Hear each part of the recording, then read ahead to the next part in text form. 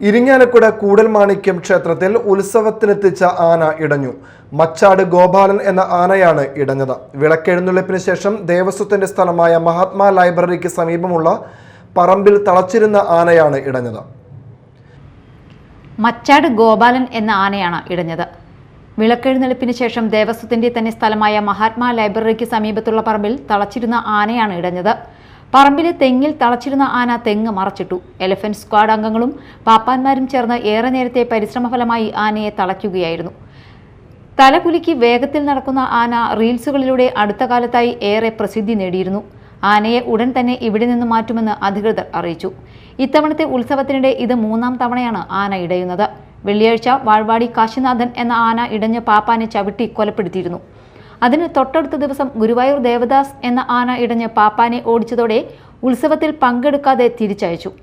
തുടർന്നാണ് ഇന്ന് മച്ചാട് ഗോപാലനും ഇടഞ്ഞത്. Media time, Irinjalakuda.